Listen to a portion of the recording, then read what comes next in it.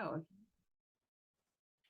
well, hello everyone. And look at me. I am back with a guest. Today we're going to have a conversation with Kristin. But before we get started on that, I just want to apologize. I was so passionate about doing these interviews. And then, of course, whenever you start something new, like your whole universe begins to shift. And I kind of got caught up in that shift and I lost momentum, but hopefully I am back and we'll have some more beautiful people to talk to have conversations with, to learn about their stories. And just a reminder that these conversations are really about, we're not in competition with the other big interviewing show, that conversations with spiritually awakening people. Well, they say they're ordinary people, but I really want to interview the real ordinary person who has embarked on this intense spiritual journey during this, like the craziest time in the history on this planet. And they're walking their talk.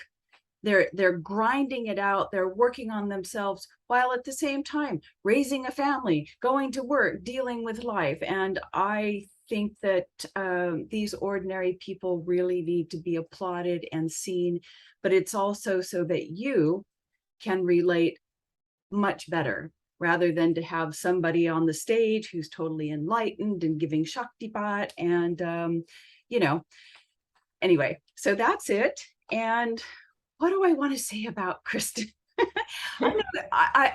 I've known Kristin for, I don't know, maybe almost a year, but we've just had very, tangential conversations over WhatsApp. So for me, this is more of a getting to know Kristin as well. And what I feel and know about Kristin is, like I've said about some other guests, that there is a spark of light in her that is so bright. And some people can be like a full candle and a bright light within themselves. But for me, my feeling about Kristin is she is like a firework or a sparkler or something. Her light extends like in all different directions. She's so multi-talented, and a mentor, a healer, a coach, a spiritual teacher, a mom, an artist, a photographer. I mean, it's unbelievable. And yet she's so grounded and so full of love and kindness, and just, she's a supporter. Anyway, I know I'm going on. You didn't come here to listen to me, but I just wanted to share my feelings about Kristin. And so let's get started. Let's just start with the very first question of, if you were writing a little autobiography or a book about your journey so far, what would be the title or the theme, Kristin? So Kat, oh my God, let me just say I fully received that. And I can't wait to address all those beautiful things you said about me, because it's almost like dissonant to hear it now. I know that it's truth, but it's so far from where I started. So I will get there. But this question was really important to me because I am writing a book, and it's not just a book. It's going to be a series of books about the trials and tribulations of my life, because I haven't had the hardest life, but I have by no means had an easy life. And I've had a lot of different drama and chaos. And, I just like, oh my God, I was in it when I was unconscious and I was a victim. And it just like, the things that happened to me, yeah, they could fill a series of books. And so what will I name it? I don't know yet, right? I've been writing the stories, I've been doing the groundwork. If I had to put a name on it now, which this will probably not be the name, but it would probably be something, from struggle and victimhood to love and magic. Oh, And it would be, I don't know what each title would be in yeah. between, but the overarching theme of my life has been waking up, but mostly stepping into my own power and realizing it was within me the whole time. And so that's really what I love to lead people through. That's really what I want to share my stories for, because those stories could have taken many people down and have. And so I'm very proud of myself for leading my way through those, even as ugly as I did, to get me to where I am now. And I do such a much better job at leading myself through the daily dramas that still occur in my Yeah. life. I love your confidence. I love that. Did you said love and magic or mastery? But Love or and magic, and it's mastery too, oh, but I it's just love my that. life is magical lately. That miracles and magic are the energy of the day. Okay. Well, side note, we're already going to side note here. I was looking further at your chart, the chart I did for you anyway, and I was looking at, and that is exactly, um, yes, Yes, I'm on my soul's path. it's amazing. It's just confirmation that you're in alignment. When you're in alignment, all the readings and all your charts match, and it's a beautiful thing. So, man, I love your confidence. So, I just kind of want to know a little bit about your early life. What was your childhood? Just a little bit of that kind of period of conditioning and what you grew out from, what you Yeah. sprouted from. Yeah. Again, I just want to say, like, you giving me these beautiful compliments, and I'm at a place where I've done a lot of work to open and receive them and know that they're truth about me. But I have been the furthest from confident my entire life. It was like fake confidence, ego confidence, like, and a little scared child inside, which, is still there at a small level. But I just love that you see that in me and that I've cultivated that to where it's showing, because we hold that duality of like, am I really confident? And it's just, I love that. And the reason that I have, this I don't know, this dissonance with like this new version of me, or this like, oh my God, am I really this person, is because of what I lived through. And so my early childhood, I didn't have it as bad as some, and, I didn't have it as good as a lot. So but trauma is trauma. And my dad was authoritarian. He had a temper. He very much was children should be seen and not heard. And he said that because it was programming, but of course he did hear me. But it was like when I would try to shine and be my true self, I would get smacked down for it. It would be like, out of, you're not being funny, you're being disrespectful. And so I would get a spanking, and his spankings, he never left bruises on me or things like that, but they were kind of brutal. I remember him having a 2x4 and kind of threatening us with it. And one night I flung toothpaste at my little brother. I think I was probably 7 and he was 5, and I got the 2x4. And it's like, to grow up in that environment is just clearly not nice. But I loved my dad. You know what I mean? He was stern, he was strict. I never doubted his love for me. And so it's weird when you grow up in that kind of environment where it wasn't good for you. It was technically abusive, but it's normal, And so I grew up with and my mom, they were together till I was in 5th grade, and she was very passive, and she was very victim, and she was very like, didn't make me do things, just did them herself, like allowed me to get away with things, and so there was this duality there where it was like both of them were exact opposites, and I held that within myself. And then, as they divorced, and there was all these different, upheavals in my life and turning points. But the biggest one was when my father died of lung cancer when I was 20. He was very resistant to doctors and medication and things like that. And he had never been to the doctor really. And then there were these problems, and he went, and it was just too far progressed. And they, of course, gave him, you have this only option of chemo. And I had claircognizance. And at the time, claircognizance, for people who don't know, is a intuitive ability to just know things. It's like some people have clairvoyance and they can see things, all of these things. Mine is clairknowing. That's my strongest, gift. And it was difficult because I didn't know anything about it then. So even though I knew things, I was so young that I didn't trust it. So I knew that my father could heal naturally. I knew it, and I don't know how I knew it. There were little bits of information I maybe picked up, but I had this strong knowing that he should not do the chemo radiation. He did not want to do it within his soul. He was against that kind of thing. He was like, I just want to die naturally if that's what's going to happen. The entire rest of our family, of course, was like, you're giving up on us if you don't do it, and guilt tripped him.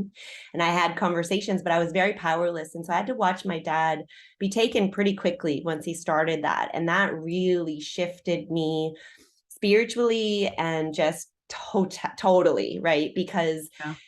the masculine energy that always was there to save me, even though it was warped, it was gone now. And I lost faith in God, and I didn't have much to begin with. I grew up going to Bible school in the summer and like hearing bits and pieces and really not resonating with some of it, like some of the hellfire, and it just Okay. and some of the stories, and I was like, this is bullshit, like That's even when as your a kid. conscience really stepped in, like, Yeah, and so I was wavering anyway, and when my dad died, it was like, there's no God, like what the fuck, whatever. And sorry, excuse me. yeah, no, oh, that's um, fine. Oh, no, I was young and I was yeah. rebellious, and I was like, yeah. And I went, the other way, and I explored some contrast. Uh, Before you go there, can I yeah. go back to, sorry, I didn't want to interrupt you, No, not at but all. I just had this thought when you were speaking initially about the little girl that was being silly or being funny. Can you just share with us what that little girl was doing? Like how Yeah, your little like essence during that time? Were you a funny girl? Were you yeah, running around? I like to put on plays and pretend. I dress my brother up and put makeup on him and stuff. And my dad was very homophobic from that Oh, era. phase of life, that age. Yeah, And so, I'd put the lipstick on him, and then he'd come out, and my dad would be like, you look like a like whatever, yeah. take that off. And like we'd get in trouble. And then like, then I was 2 years older than him. And so then the next time we played, he was all excited to play with me no matter what I wanted to do. And I'd be like, well, I'm just pretending to put the lipstick on with my finger, but it would go on, you know what I mean? And so that was more like outwardly focused. But like, I might do something like, come out and try to do like a dance or something while my dad was in a bad mood. You know what I mean? And then he would say something that would kind of like make me feel awful. And I can't really Yeah. give you an example. I No, think no, I no, that lost the specifics, but yeah, it was no. What the thing stupid. I was looking for was already, it's just immediately in childhood, we're already exhibiting that thing that's aligned with our soul that we're here to do later on in life. You were already there helping someone who was your father, who may have been stuck in a bad mood. You were always in love, trying to uplift, and then with your brother trying, like, oh, let's make you prettier, in a childlike Yes, way. But yes. that's what you're You doing know, now with people. it's funny you say that and bring that around, because I also was like, my brother and I made a nickname for myself when we were a little bit older kids. I was Mrs. Fix It. Miss Fix It, Exactly. because I would fix everything for him. Like every time his bike chain came off, like it was like from practical things to like, and I was always the teacher when we would Yeah, play, and he would love to come to my library. And like, I am filling out those things now. And I kept myself from it for a long time because of the pain of feeling like it wasn't safe to yeah, be that person. yeah. And so when your father was scolding you, your mom was just passive and allowing it. Boy, that's, you She know, repeated that pattern again with my little sister in a whole other place. And I watched a video recently of the stepdad like flaying my brother as a teenager, where he was just like, you know, teasing him until the point of he would cry, and then he would call him a fag. You know what I mean? oh And God. it's on video, and it broke my heart. And my mother's sitting there with the new daughter, just kind of like, you can tell she's uncomfortable, but she doesn't know Uh-oh. how to stand up for Yeah. herself. Wow. Wow. Okay. Yeah, that's boy, that's getting hit on both sides. And so no nurturing. So of course you're gonna balk at spirituality, no loving mother, nothing to land in. Yeah. You know what the best part is, Kat? So I've got the mother and the father, and they're just like warped. And the biggest, like my life's purpose is the mother, 37.5. I'm here to Ah, project it. And okay. then I have the 40, the father, in Yeah. 3 Yeah. prominent places in my Yeah. gene keys, and another one, I think, on the HD. Yeah, So that's perfect. they've been my biggest struggles. I have noticed that people who are on very deep spiritual evolution trajectories, those that are perhaps going more towards enlightenment and liberation and moksha, the deep spiritual process, we're awakening to deeper levels of consciousness, will have both parents, Yeah. because you have to work through so much, and also as a soul begin healing both of those ancestral Yes. lines. Yeah. So That uh, resonates for sure. I have done so much deep ancestral healing, yeah. and it's no joke. You had no safety net, because Yeah, if you had like this really strong mother, you may have been pacified in some way. So right, anyway, it's absolutely right. perfect. I didn't mean to take you off track. So No, I agree. And I didn't mean yeah, to get into the design, but I think that it is important to note that like it happens perfectly for a reason. You know what I mean? So all of this, it could be and so hard. that begs, you can get into this subject of, well, do we have any free will? Anyway, we won't go there, I know, yeah. because It's a balance. There's a it little all bit of just both, I works think, out. but It yeah, just all yeah, works out whether it does. you plan it or not. Anyway, so we're going back. I may have to put you on pause. This will be a 1 second Okay. pause because No it's problem. raining, and my silly cats. Um, but we're going to go back to when you started to rebel. Okay, so hold on 1 second. Pause. Okay. Okay, so we're back, and I'm sorry, folks, but it's a cat thing over here, and It's life. when they're staring at you, when they're like staring, giving you daggers through the window, you're like, oh my God, okay, I can concentrate. Anyway, okay, back to Kristin. So, did you want me No, no, no, to? no. Yeah, go ahead. Okay. So from just getting back to like, some of the angst that I went through. So, I definitely was not an easy teenager. And my mom and my dad, when they divorced in 5th grade, I went to live with my mom. She was more permissive. She bought me more things. It was easier. I dealt with that guilt later because it hurt my dad, And was it from a selfish place? Probably. You know what? I was so unconscious at the time. Who knows? Well, it's a place of self-preservation. So because of that, like I really was, she had a new baby, a new life, and she was very busy, and I kind of started to go wayward, to hang out with the wrong kids. I was in a new school, I wanted to fit in. They got me to smoke cigarettes, they got me to smoke pot.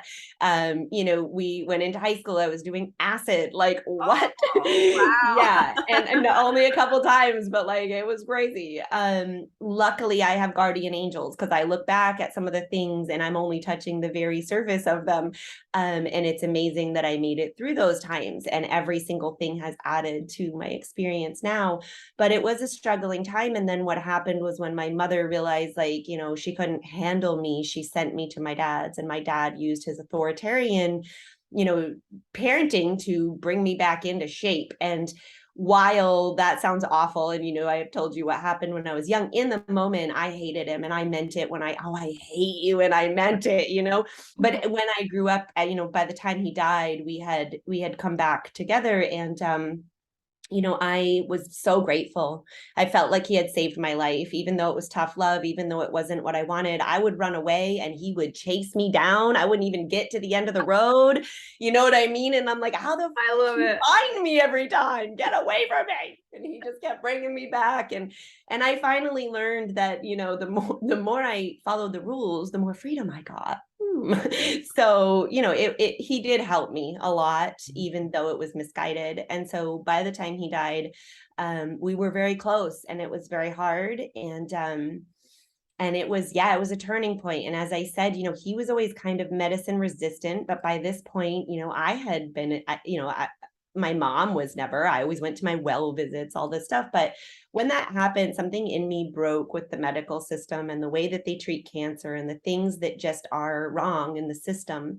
And it created a fire in me where I kept my eyes peeled for natural cures. I kept my eyes peeled for deception. I kept my eyes peeled for the truth. And as we came into this information age, it was all available. And so I started to awaken to more of the truth of the world before a lot of people, because I was already looking. And so, 9/11 happened, and not right away did I think there was anything amiss, but I kept my eyes open and I saw things that some people today can't even see. And so it was it's very uncomfortable to have like the foundations of your reality shooken, Mhm. and it causes you to awaken a little Yeah. faster, you know? But doesn't it in a way, uh, I'm sorry for interrupting, but in a way, when you start seeing different aspects of reality, it's also confirming to you about why you feel so awkward or don't like what's going on. Yeah, and I think that took a while to come for me. You know what I mean? Like I think that the process of awakening for me, like I said, even in Bible study when I was a kid, I was like, discernment. I have a clear knowing that that's not, I do know Jesus was here, but like I don't know if we came from Adam's rib. I'm not buying it. You know what I mean? Like so I had some discernment all through, but I was still very unconscious. And so it did take me some time. And I think honestly, like what really shifted, so that was all kind of mucking everything up with my dad, and then like the devolvement that I went through and the abusive relationships and all of this stuff. And then when I became a parent, it's like you see your wounds reflected in those tiny people, and it's too painful to let it go. It's too painful to stay unconscious. Yeah. And I'd been told my whole life, you just have a temper like your dad. There's nothing you can do. And when that temper was hurting my children, it was brutal. It was hurting me more than it was hurting them. And I still couldn't get out of it. I still told that story like, well, I just can't help it. There's nothing I can do about this. And I started to meditate, and I started binaural beats, and I learned about And law. how did you come across, like, did you just know about these things? How did they filter into your life? Did a book, So I out? don't, Did a friend? this is interesting Yeah. because I can't remember the first thing. I honestly think that the first thing that I can like lay claim to, I've always been open to new information. Like I said, I was always looking. I remember buying Kevin Trudeau's natural cures they Oh my don't God. Yeah. know Oh my about God. Yes. on an Oh, infomercial. oh, So I he forgot opened about that. because even though as I read that book, I was like, okay, you're a little crazy, man. Like I believe this resonates. I know it's truth. These are things have already been in my awareness. So I'm on board with you. But he was Yeah. a little too salesy about it and a little too I know, but conspiracy it was so theory. true. So I was like, okay, I can separate and take what resonates and leave Yeah. what doesn't. But that was a big piece of it. And honestly, so what I think is that, you know how you said, like, is it free will or do we not have a choice, right? Is it fate? It's both. Yeah. We definitely have free will. We definitely make choices. We can wind the path however Yeah. we There has, want. yeah. But what is for us cannot miss us. I'm the most Right. stubborn, Exactly. pig-headed, not going to do the right thing for myself. You tell me that's the hard road, watch me go. And Right. so that's been my life and my patterns, and I still haven't missed each big up level or each teacher when I was ready, or each, I have intuitive friends now. When I'm in my own way, they just call me up and they're like, what's going on? I'm like, actually, I feel like crap. I'm glad you called. You know what I mean? But it's like, even when I won't help myself, if it's for me on my path and it's time, shit's gonna fall apart so I can see. Do you know what I mean? Absolutely. And Absolutely. so I don't know which thing came in first, but I know an early inspiration was Abraham Hicks. I would Oh, listen to her yeah. things, Yes. and What I just, for them? again, that discernment, that resonance, that this is the truth. And I remember thinking, well, what does Abraham say about kids? Like, how do I parent my kids without being a psycho, basically?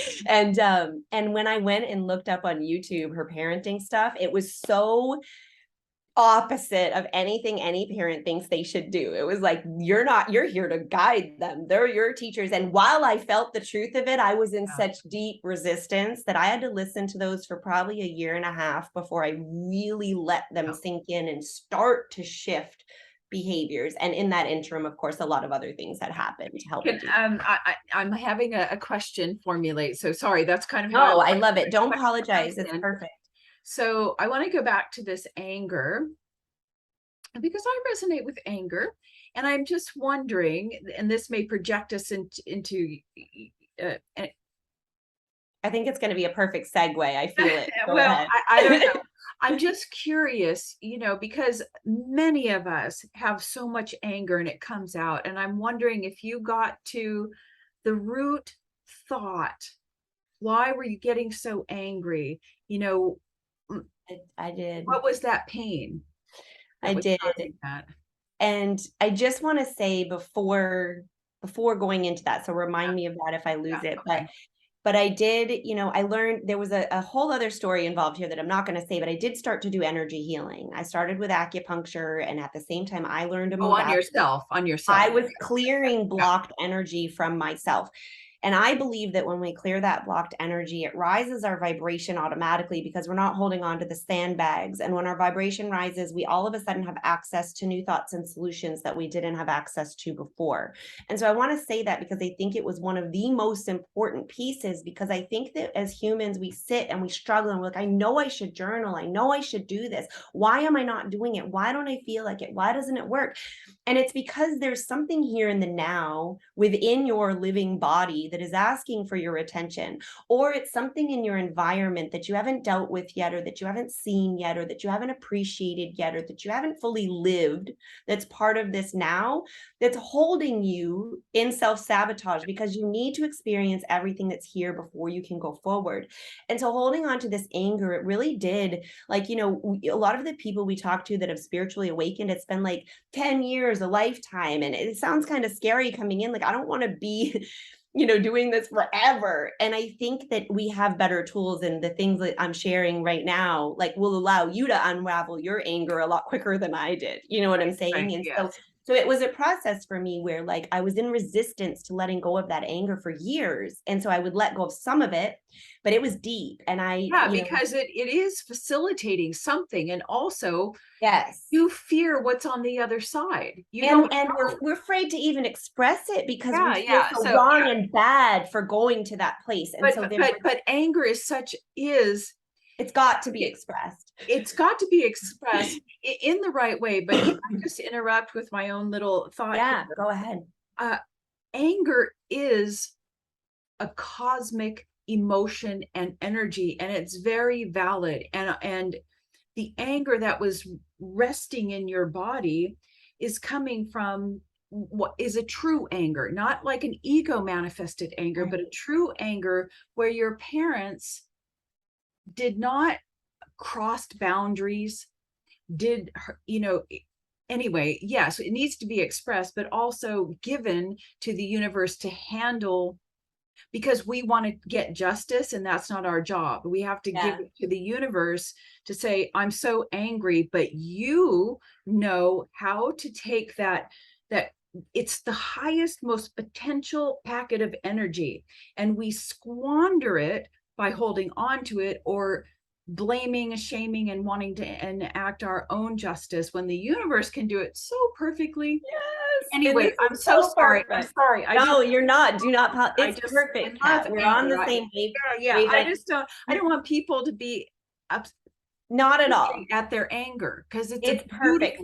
So it's perfect. So listen to this. This is such a perfect segue, because there's been things that led in the energy work, the things like this, but the biggest thing was the connection to spirit. It was when I started to soften, like, through the energy work, through the unwinding of my, like, not being able to relax, not being able to be with myself, meditate, and allowing that connection to God. When you feel it, it's like I didn't believe until I was open enough energetically to allow some of God to seep into my body. And there are places of my body probably still that have never seen the light of God, because they are bunged up and contracted with whatever ancestral things are still to come for me to heal, because it's never done as we continue to grow as humans. But the thing is I've gotten so much better at feeling into those tensions, anger included, but anger was the hardest because of the judgment and the shame that comes with expressing it and the way that it comes out when we don't know how to deal with it. So I would yell at my kids.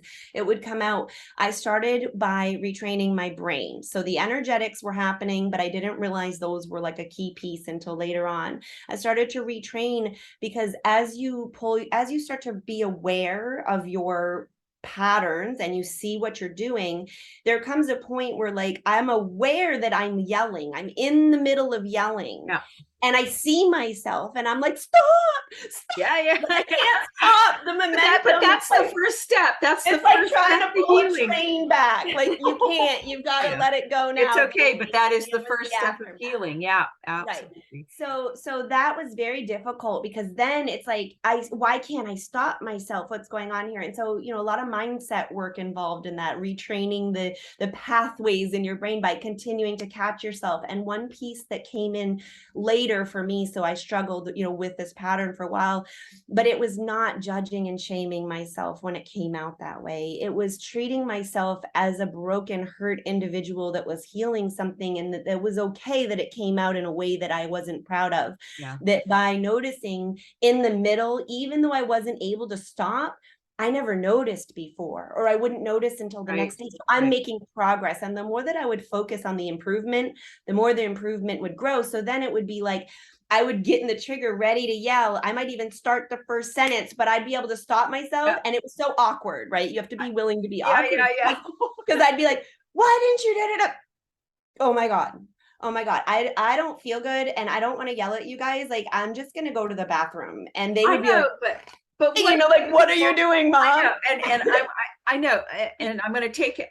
I still want to know, did you find that thought pattern like, I'm angry because my father? Yeah, so this is where I'm going. But also I want to say, what a beautiful example for your children. Yes, it's been a progression, and they've seen it, and they're embodying the tools now because they've seen the change. Yeah, it's beautiful. And so in those moments, I would go to the bathroom, and this is something I learned from someone online that does EFT tapping, and that never resonated with me. I didn't know how to set up the statements. I was like, yeah, whatever. But this lady was like, just say what's on your heart, whatever it is, however ugly it is, express it. It does not the truth. Just because it's in your mind and it sounds crappy does not mean it's you and it's real. It means that it's stuck in there and it needs out, So I would go in the bathroom, and sometimes I would use the tap points when I did it, just because you can feel that burst of energy and it focuses your intention. But I would go in the bathroom where they couldn't hear me, and I would go, I and I would let it out. Now, what are you saying? Yeah, but okay, so I would say things like, I hate being a mother, and who says that? It's not true. No. What I mean? Oh, I get it. But I had to express it because that allowed me to move that deep anger, that deep energy. And I would do things in the bathroom like liver punches, where like I would punch on my liver like this and go, and because moving your body and like allowing yourself to express, it's so important. And so then from that place, once I was able to move it, because you can't just use little techniques to move this deep ancestral stock energy. Once I was in that higher vibrational place, from moving the energy, from regulating my nervous system, calming down, expressing what was all up there, confusing me, I would find clarity, and then I would be like, oh, this is what caused me to feel that way. This is what, and it was always me. It was always boundaries that I hadn't set. It was always like, oh, usually it was feeling, disrespected or not loved, not supported, not good enough. Like I would see their misbehavior as a failure as a mother, because society was going to judge me for how my kids come out. And it was a lot of rewiring those beliefs at the root. And it does come down to me not feeling worthy and not good enough, but we can't just tackle that one. It's big. You've got to get some of the branches before you get to that. And that's the way you do it, is just being vigilantly conscious and more practicing the the activities that allow you to be in that conscious Yeah. place, Yeah. even when it's hard, kind of pushing yourself sometimes, but being easy with yourself and not judging yourself when you miss or when you sabotage for a month and don't do your things. It's like allowing it to be okay. We need integration and rest too. And when we get in those periods where we're not like doing the thing and being like at our expectation, we tend to go back into guilt and shame and Yeah. like, oh, I suck and I'm never going to get this. And that's just, it's always leading you forward. Once you know it, you can't unknow it, you Yeah. know? You It's can't only stop going that to. train, man. I Yes. do want to go. I want to emphasize the point that you made, that it's so important to express in some way, whether it's in writing or Yeah. I think actually verbally out loud, to express those thoughts, because when you keep them in your head, they just feel too real. They feel like they're a You part of say you. them outside, they have a different vibration, and they actually shock you a little bit. But I also think, and this is also a question to you, did you have a friend that could hold that could, we all need a friend in those times that can just say, yeah, let her rip, and not come back with some way of Yes. healing yourself, but going, yeah, I totally get it. So Yes, I started with the mindset work. I started kind of by myself. I'm very much like, I got it. I can do yeah, this. yeah, I'm the same You way. know, Yeah, independent, and it's like a trauma response. I can yeah, do it it is. myself. But as I raised my vibration in little ways, I started to, and more so as I started to really honor the boundaries of not like hanging out with people that were doing things that felt out of resonance, like bitching and complaining and gossiping and all of that stuff. And it wasn't like I hate you and I can't be, it was just a subtle like I'm not going to attend. I No, need and to, they couldn't receive you. and as I Yeah, made that space, I started to attract people who are higher level than me, who could hold space for me, who knew like, hey, intuitive friends who would be like, let me help you move that anger at yeah, a deeper level. And so that was really helpful. But it's not that you need that, because as you follow your own self, they show up yeah, as needed. You know absolutely. what I mean? And Yeah, so of just course. learning Yeah, to there, trust yeah, that discernment. yeah, And one last thing in this whole topic that I wanted to say, and kind of goes into this, is like, I had some friends who helped me with energy work that was deeper, that I couldn't see, because we all have blind spots. We all right. need help sometimes. And as again, when we move that energy out of our body and then our vibration raises and we have that access, what's also happening, I believe, is as we move those deep, like dense emotions that have been stuck in our body for lifetimes, sometimes we came in with them, they haven't seen the light of God. As we move them, it allows God to see deeper. It allows God to access pieces of us that it hasn't. So now when we connect and we ground and we are intentional, or we come to our breath, that breath is so much more grounded in our body. And when we Yes. do that, that's where the magic the momentum starts to pick up, because we're starting to be one with that God self. Beautiful. Yeah, that's so beautiful. So I would, just a question here. You would agree, I suspect, that meditation is an integral part of the journey. I mean, um, I don't know how many viewers out there are, well, some of the viewers are very connected to gene keys and human design, which we'll talk about later if that comes up, because I know that those have been part of your journey. Mhm. But this is just my little thing, that system promotes contemplation, and that's a beautiful thing. But my personal opinion, I think contemplation, um, while very important, It's not. cannot replace meditation. So I'm I sorry. I agree. I agree. And I think it's really interesting that you said both of these things, because meditation, I mean, everybody hears that, like, you need to meditate. Yeah, And but I you need think it. a lot of times we think it's like this big, hairy, scary, like, holy shit, I need Yeah. to sit for like an hour at least, and I got to empty my mind. And we're like, I can't do it. My mind never It's shuts up. basically relaxation with your eyes closed. Right. And so for me, like I was very resistant to meditation, and then I really got it, after a while, and it was practice, but it was very imperfect practice, as everything Me I have too. done has been. It is Yeah, always me imperfect. I'm too. Terrible. consistently inconsistent. That's my deal. Exactly, exactly. And Yeah. that's okay. I've allowed that to be okay. That's just my path. And it's perfect. It's on now that I've accepted it's my path, it's perfect. But meditation, what I really learned about it is that it's just being in the present moment. And that's why we have such a hard time, because it doesn't matter what's happening in your head. It doesn't matter where you're sitting. It doesn't matter how you do it. It matters when you try to focus on your breath, what's in the way, right? And as you just allow those thoughts to be what they are and not attach to them and not start going into the mind stories about whatever's coming up. Oh my God, this means this means no. That's when you're like, okay, you start to learn to control the ego, tame it. Yes. Or Because we to all see it, we all think we want to kill it and get rid of it. Like, right. no, you're a human. You need to interact in society, but it's just not serving you because it's been programmed by Yeah. computer programmers that were your parents that had no idea what they were doing. Right. So Right. we're reprogramming it. And the best way to do that is through meditation.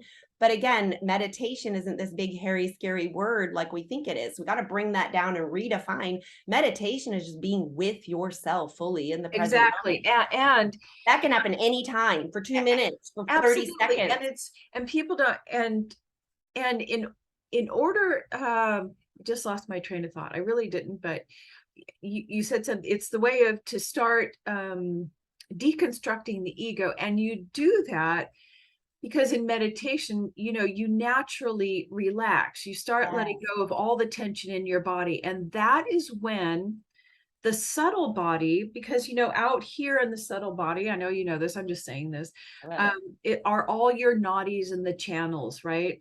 And when your actual physical body relaxes, it has easier flow and access to really bring in that healing that was sitting out here in escrow land, as Abraham Hicks would used to say. But we're Yeah. so tense, Yeah. and we're Yeah. walking around resisting oneness. We That's don't where even know how you don't tense we even know. are. But the Like moment, when you leave, yes, when you heal a layer and you're like, whoa, oh, and you just and relax into a new, and it's like, I could never feel more relaxed than this until the next time it happens. And yeah, then you go deeper and you go deeper, and it's all just unclenching. It's yeah, all just making space for God to come in, for and light to and come in, all for of breath this to come in. and all of this can happen while your mind is going crazy. It's Yeah. no big deal. You let Yeah. the thoughts go. You can follow a thought. You'll come back, because while you're doing that, the body's relaxing. And you're teaching your mind, it's okay, let it go. It's It's totally okay, let it okay. go. It's Yeah, okay. And that's yeah. it's like all these little sayings that come to mind now, that I used Now to hear. I I know you hated them. hate I it. hated I them. know you, It and you're is like, what it is. I yeah, used to hate when people would say that. And I was just gonna say the way we do one thing is the way we do all things. And it's so true. Like just one little change in one little yeah, area ripples out to every area. yeah, And so we got to be less hard on ourselves. That's what's really yeah, been my lesson, is like support myself no matter what. Find a way to creatively tell this story in a different way that feels better. yeah. And that's how we create our reality. Absolutely. And I can't, a saying that has resonated, like, which will fit, that struck me the last month or so, is effort engages the battle. Yes. Ooh, Do I you not love love that. that? And Kat, I need to write that down. yeah, absolutely. Effort engages the battle. I And so love that. I have absolutely, I mean, I'm Surrender. yeah, I mean, it's just the moment you find yourself, even in meditation or anything, I'm going to do this, or I'm going to do that, or I'm going to start a new diet, or whatever, you're efforting, and the battle Relax. begins, Find the and the tension and let it resistance, go. and it won't work. Mm-hmm. So everything, and Yeah. I would not have resonated with this a couple of many years ago, right? Because ego wants to effort, it thinks effort, but now the subtle is so much more powerful. So you just make Anyway, effort engages the battle. I just think that's Absolutely love it, because that's what we're moving into, Kat, is, but for me, my purpose and my, what has been revealed to me through like my hidden desires that then I like dared to tell a friend that wasn't going to judge me. And then I found out like, I'm not the only one. There's people doing this. This isn't actually crazy, but like this new earth concept that you hear about, like we can tell everything's falling apart since 2020. We're in that womb and we're rebirthing, and we're closer to that rebirth than most people know, because we've got to decide to place our focus on what it is we want to create and what it is we want to fund with our own energy. And when we do that, I've learned to do that, and it's been a struggle in this world in this last 3 years, but I've done so well that now my reality is populated with people like me, people who are building new, people who are like-minded, people who want to live in unity and oneness. And when we think about this like perfect world, right? Like if the world was perfect, we'd all be in harmony, right? We'd be living sustainably in harmony with earth and in harmony with each other, with our creativity, with all this stuff. A lot of us are ready for that now, but a lot of us are not ready for that. If we were put into a scenario, we would create drama and chaos because we wouldn't know what else to do. And so it's this relaxation and this, like you said with that saying, it's like, we need to learn how to live without effort and struggle, because that's where we're headed. It's not going to be required. And I can't see how it's going to play out, but I know we're going to be okay. I know there's going to be more than enough, that we're going to be living in the golden age. And I'm so lit up and excited about it. But it's like, we're already there. Like we already can be there. And it's just steering yourself day by day, moment by moment, in the direction that your heart's leading you, that feels better. And we've got to connect to our heart to do that. We got to connect to our soul to do that. And that's where the daily practices and the breathing and the stretching and the feeling in the body and the meditation is so important. But then again, when we suck and we don't do that, it's like, okay, well, that was for a reason. I sucked for a reason. I needed some integration time, and it's okay. I'm just going to pick it up again. There's always going to be a high and a low. That's we're still living in a dualistic energetic environment. So there's got to be that. I do want to say, this before I forget, I want to pull you back and ask if there were, so hold on to this, any spiritual experiences that came to you that, whether it beings or messages. But I just want to say, going back to this new earth and this idea of oneness and unity, what came to me years ago is that, well, and you said it, is that unity consciousness happens within the individual. Yeah. And so it doesn't matter if the collective is not there. If you're there and consciousness has awakened to unity consciousness, then you're already holding everyone in unity. So it really doesn't matter what we do in the external world. It's this inner work that brings everyone along. So this is so cool that you said this, because it's like taking 100% responsibility for anything that's going on in your life. We like to think it's a pie that's 50% that person and 50% this, or maybe 80-20 or whatever we think. Like, well, that's your version, that's your fault and responsibility, and this is my fault. No. It's 200% every time. And what happens is when you start to boldly, courageously, fearlessly take freaking 100% responsibility for all of it, and you let them off the hook. And that's hard to do. Boy, it's very hard to do, but you let them off the hook. Like whatever your problems are your problems. I can't choose how you feel.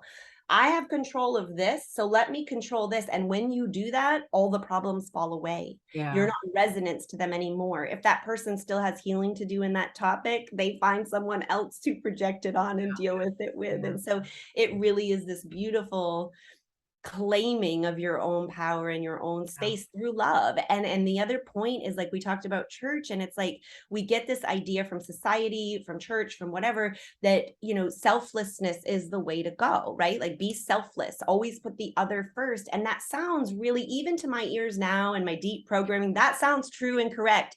It is 100% wrong. You cannot be selfless if you have not first been selfish. And exactly. selfish, again, like meditation, does not mean the things that it Yeah, triggers in you. Selfishness is beautiful. You have yeah, got to fill and heal yourself so it can ripple out, so that you can yes, overflow, so the yeah. inspired actions come. And I didn't trust in that enough. So it kind of ties into that surrender and trust, because it's like, no, if I don't hold on to all the balls, they're going to fall, and they don't. Like, just trust me, try to let one go, and you'll be like, oh, actually, it's okay. Something that came to me this week, um, sorry, something that I was contemplating, is that maybe I'm not meant to say it because I'm forgetting it. You have to become one with your own separateness. And that means that you have to become united with every aspect. We on this journey, we're seeking this goal of unity and oneness. I'm repeating what you're saying in different Yeah, words, yeah, yeah. but we're trying to be all one and unified in consciousness, but we So still outward instead of, outward yeah, have not become one with our own separateness. We reject our separateness. So, and that means, and what that really means is bringing awareness 100% into your body. Like you said, there are areas that haven't seen the light of God yet, or the light of day, yeah, and that's bringing awareness fully into your body. This is what embodiment is about, but right. it's clarified awareness, taking 100% responsibility, and being totally okay with feeling the separateness as you're going about your day, going to the market, being on the road, and getting a little angry, or even judging another person because I struggle. Why don't I feel love for everybody? You can't, because Yeah. you are living both. You have to accept 100% your separateness in this body. It, Yeah. does that make sense? Yeah, Does it it's resonate? like we don't want to honor our human experience, I think is what it is. It's like when we get on the spiritual path, it's like we want to, like you said, I still get triggered, but the thing is if I get triggered, I automatically know it's attached to something. I Yeah. feel it And in my body. if I we're, retell the story. yes, I do the work, and then it's gone. And so what changes is we just get better at moving through. We get to be better feelers, yeah, but which takes us through the low points faster. and the point is, if you don't fully accept the experience of feeling Yeah. separate Yes, and feeling judgment and negativity, you can never get to love and unity exactly. because I you're resisting something. and it also plays into this same, again, like the way we do one thing, like the Yeah. way we do all things, but Yes. we're very codependent, right? And that's what's falling apart right now in Yeah. society. We're codependent on systems, and the medical system and the education system, and in our relationships and all of these things. And to be a healthy human in the new earth that's coming, and to have that harmony, we have to be separate. We have to be interdependent. Yes. So we have to be Yes. okay and happy by ourselves in Yes. order to be 100. able to come Yes. together and have Yes. unity And and yes, harmony. and I think, thank you for saying that, because we're kind of we're for we'll get back to your story. We'll get back to your That's fine. experiences, but I think this is a beautiful thing. Yeah. And I have mentioned this to some of the groups I've been involved in, and spiritual communities in general. You're trying to go from total separation and hierarchy into synarchy, or whatever it's called, Right. without going to the middle part yet. Right. We are not at the point, evolution conscious wise, collectively, where we can attempt to be full in unity. It's So almost this like they're is the, training wheels, though. Like, it's yeah, okay that people are doing it already, because as long as they're conscious that because when a conflict arises in a group, it's a lot more complicated. Now yeah, you have multiple energies that are in the mix, and it's like it's harder to clarify. So it is yeah, easier to do one-on-one in relationships, and with yourself, always, like always coming to self, but then reflecting with one-on-one, and then yeah, moving into the group as you feel healed and yes, you're yeah, ready.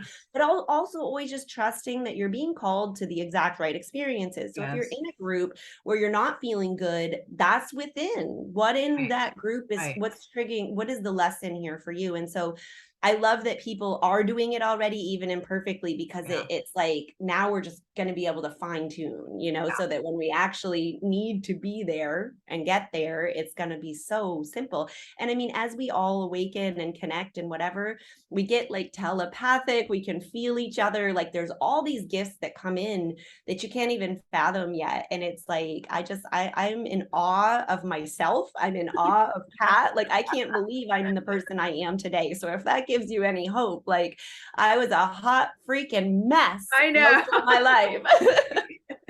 Okay, Sometimes I still am. Last weekend I was a hot mess, but I moved through that real yeah, quick. it's beautiful. Okay, so I'm always curious about spiritual Yeah, experiences or yeah. interactions. So Yeah, yeah, that's interesting because that was a whole new level. And I think that in awakenings, there is this, people talk about 3D, 4D, 5D. I don't want to get too much into that, but that 4D realm is what you first experience. And like the 5D is the unity oneness, right? Consciousness. And you kind of can dip in and out of all three of them. yeah, But that 4D, when you start to really open up your awareness to the fact, it's almost like, a dog can hear things we can't, and we right. don't question that, right? Well, some people can see and hear and sense things that we can't because our frequency band just isn't wide enough to pick up on those. And so when you start to widen your frequency band and you're picking up on those things, it's a whole new layer of duality because you've got good and evil, you've got, bad helpers and good helpers. And it's like, what do I do? And I will tell you that I was very grateful, and I know that it happened the way it was meant to have a mentor who showed me from the beginning that I don't really have to work with individual things. If I can't see them and I'm not comfortable, I can go straight to source, and source can nominate whoever needs to come in and help. And that way I know that I'm safe, I'm protected. You Yes, know what I mean? And yes, so anytime that you start to get these senses and you're like, oh, maybe I could communicate, you really want to make sure that you are clear energetically, that you know how to ground yourself, how to clear your energy, how to be safe. Say the freaking Lord's Prayer. That's like amazing. And I didn't even believe in it when I was using it, and it still worked for me. So yeah, I definitely yeah. recommend I that. mean, even saying in the name of Jesus, and Anything that you totally were anything. What we don't realize when we get into that soupy thing, if we don't have a good mentor, is that we're in control. So if you sense that there are ghosts around you or something weird going on, when you really stand in your power and you say, no, No, get yeah, out of my space, like you have that authority. But as our broken humanness, we're like, we don't really believe we do. And so sometimes it, you might draw in like a heavier, not good for you energy because you have a match to it. yes, So for me, I like to think of it as like Velcro and loops, like I have the loops, and if there's any Velcro around in the spiritual world or in a person in traffic or whatever, it's going to hook my loops. yeah. If I let them off the I hook, used and the same metaphor. That's I hilarious. know, if I let them off the hook and then I just focus on my loops and I heal them, Yeah, next time that comes in, it can't get me. So in energy ways, it's like there were some uncomfortable situations for me where I felt spirits and I freaked out and I ordered them away and whatever. But now I vibrate so high and I'm so in my power, and I've set my boundaries as far as that goes, that I have to intentionally connect, you know what I mean? Or I'll get like a knowing, and I'll get to decide how I'm going to interact with that energy. And they're all just energies. Like we like to put human, it's like God, right? Oh, it's a man in the sky like punishing. No, it's just energy. It's just, and so when we think, you might hear terms like entities or I don't know, ghosts, even like yeah, it's not like an actual demon, you know what I mean? It's a gross, dense energy that we're just judging as gross because it doesn't feel right, good, and we right. don't want it here, and we have the power to alchemize it, and we have the power to set our boundary. And so I think that was important for me in my journey. But there, before even that happened, in meditation, I had an intuitive hit. I started to learn my intuition and listen to it, and I had an intuitive hit to buy some selenite crystal wands. Yeah, No clue why. I love crystals, like for fun, and I know a little bit about them at this point in my journey. And I'm like, well, why? Like, I spent $125 on these crystals. I got like 13 of them. No clue why I was doing it. Like, why?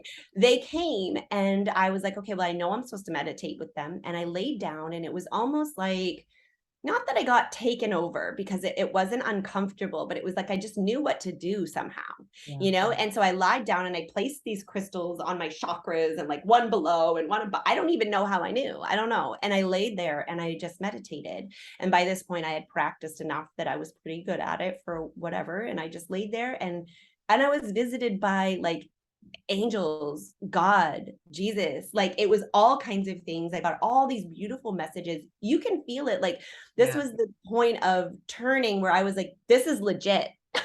Oh my God. Uh, It's like a full body cellular yes. remembrance of that Yeah. energy. And so, yeah, I should have written down everything because I was young in my journey and I was like, oh, I'll never forget this. Yeah. I can't remember half the stuff. I remember the energy, the feeling, but the messages that were coming through, they were along the lines of how special I was, which I couldn't receive or hear at that time. Like how important my work here is, like the things like, almost like feeling like I was going to do the work of Jesus and almost feeling like I'm like the reincarnation of Jesus. And that's confusing for our human minds because like, Yeah. what? But I've encountered that with a lot of spiritual awakening clients and friends that we get that it's coming into that unity consciousness and misunderstanding it as like for me, because we're in that separateness healing space, when in actuality, we're all here with that Yeah, energy. and we're all And then here. we come It's in, not that you're here as an avatar or right, it's that you're entering into Christ consciousness. right. But there's a little bit of Ego confusion, right? I yeah, don't know. lack of clarity of the Yes, message, and the ego takes it and goes, yes, "Oh, I'm special," yes. and then takes And it on doesn't a even yeah. believe it. It's like I'm special and I'm holding that, but I'm like in my body. It's like you're not special. So No, that's a yeah, lot to move you're through. unique, and absolutely what you're here to do is important, but not special. Exactly, Yeah, not everyone. And it special. is Yeah, yeah, we are all special, but it's like again that definition of the word special and the attachments we have to it. Like yes, we're all very special, every single yeah. one of us, but it's In our very own hard to little own special that. way. It's very hard to own that with the judgments about what does it mean to be Yeah, special. You know what I mean? yeah. Um, I just wanted to talk about, you use the word as your vibration rate, Mhm. and I don't want people. Vibration is the same thing as your awareness expands, Mhm. because I know that some people may it's a big thing in the new age Yes, they community to pigeonhole into. raise your you got to raise your vibration, and you can do all these things to raise your Yeah. vibration, and that is the ego mind efforting to forcefully I'm going to raise my vibration Yes, now, and it's not gonna okay, work. that's a temporary solution, but when we say vibration, we mean awakening awareness, and that comes with in meditation. As you expand your awareness in meditation, and which will continue, which will come with you when you're out of meditation and your awareness starts broadening. Instead of being right here, your awareness broadens further out into your subtle body, subtle body. And that's what we mean. That's what raises your vibration, not turning on good music. So important, Kat. So important. Can I share a little Yes. story of my growth from that? Yeah. So when we get into this, it's like I started with law of attraction. Like I just want Yeah. my And it's life all to be about better. I raising need your some vibration. money. Like, come Yeah. on. And raising And I your was like, vibration and yeah. And I was like, I don't yeah. think this is gonna work. It sounds hokey, but like, what do I have to lose? I might feel better. Right. Let's try it, Yeah, And so yeah. that sort of started it. But when we get into it, it's like, yeah, raise your vibration through self-care. And I'm like, well, I don't even know myself. Like, who am I? What do I even like? Like, what's self-care? And we think it's like massages and nails and, whatever, journaling. Nice It music and is, it can crystals and be. yeah. Right. And in the beginning, we write out these lists of ideas of self-care, right? And I would sit down and I wouldn't want to do one thing on that list, And I'm like, and so I have to tell you that like I learned vibrationally, energetically, that like when you're feeling overwhelmed and stressed, like that's your cue to step away from what you're doing, go get a reset and come back to it in a better frame of mind, because you're just going to struggle and it's not going to go well and it's going to take longer and problems. Okay, so I know this, but I have these deadlines, right? Like I'm like, I'm a photographer at the time, full time, and I've got a lot of deadlines that I know my timing, and I'm like, like I am overwhelmed, I'm stressed, I know I need to step away, but I can't, I have deadlines. And so I massage, I take a deep breath, I massage myself into some new thoughts about it. Okay, let me really look at this. Okay, if I take today off, like for myself, because I know that's what I need, because I haven't had days off in ever, like my body's begging me. Yeah. If I take today off, it's going to push me out so that 2 of those might be late. But if I edit the one that I'm not sure about first and get that on time, the other 2 I know love me and they're not going to care. This is my own thing. You know what I mean? Like they're going to be like, oh my God, take your time. And I'm like sitting here like killing myself for it. So I'm like, okay, that's okay. Like I'm going to take the day and I'm going to just do me. And then I'll go back to that tomorrow.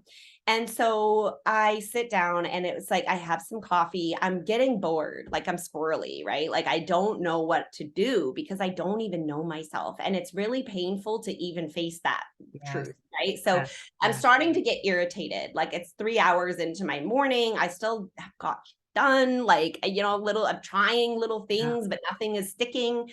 And I'm irritated with myself. And I'm sitting there in this thought cycle of like, God, you're so like boring and ridiculous. Like, why don't I just go work? Like, why would I want to sit here with myself in irritation? I don't even like myself right now. I don't even want to do anything. And I've got all that work waiting there so I can be on time. Like, it was a struggle, let me tell Yes. you. And I was like, no, I'm not going to do it. I know I'm not supposed to. And so I'm like, okay, question of the day. Everyone's heard, what would you do in this moment if you could do anything you wanted to do? And I let spirit come in and Netflix came in my mind and I wanted to say no, like, no, like what? Obviously that's my ego, right? And I was like, I No. know that like No. usually intuition is like trust that first one. And I was like, yeah, you know what? If I could choose anything, I'd just watch Netflix all day and just not deal with any of this. I'd just cut it all out and go, unconscious. And so I was like, I'm gonna do it. Got You know nothing what, else. my teacher, that is a legitimate thing. We call it TV yoga. A very Yeah, so, a very enlightened master has I said love it. sometimes we need TV It's yoga. only the difference is, and this is the thing. So I went and turned on Netflix. I don't even know what I watch now, some comedy or Yeah. something. And as soon as I saw Netflix, my body lit up with that God feeling. And I was like, oh my God, like, because Yes. I listened to myself. I just Yes. gave myself what I needed. And I didn't judge that it was Netflix. And as I sat there watching it, I had such a wonderful time. And I have never felt that way watching Netflix before, because when I was not watching Netflix, I always was like, you shouldn't be doing this. You should be doing Yes. other things. This isn't This was spiritual, pure blah, blah, blah. Yeah. this was pure intentional. I'm only doing this to Yeah. serve myself, to make myself feel better. And my body lit up like, you're listening, you love me, thank Oh, you. that's And beautiful. so, yeah, it was like little things like that. I have a couple other random examples, but it's like, it's not what you think it is. It's whatever you need in the moment, being brutally honest with yourself. If that's a conversation for boundaries, if that's a freaking nap, we shame ourselves for napping, for God's sakes, because we think, oh, it must mean I'm depressed or I'm lazy or Yeah. I got stuff to do. And it's like your body rests and restores pretty much only when you're sleeping, if you're living in this daily world, Yeah. And so the more sleep you can give it, like, God, you probably need a month to catch up. So I yeah. think that's a beautiful example about the Netflix because like I was saying, that has been prescribed because Yeah, because they do. I mean, it is a thing. I believe My you. teacher's teacher, who is now passed, but he was a deeply enlightened Swamiji. Anyway, when people were going through their deep Kundalini process, which if you have any of that, we can share too. Was that when there's so much stuff going on, that TV yoga was appropriate because it engages your mind So it gets out of and the way. other stuff can happen, the relaxation, whatever. Just your Yeah. story was the perfect example. The moment the mind was engaged and wasn't wrapping itself around in those thoughts of you're not earning your keep on this planet, go do your work, whatever, Mm-hmm.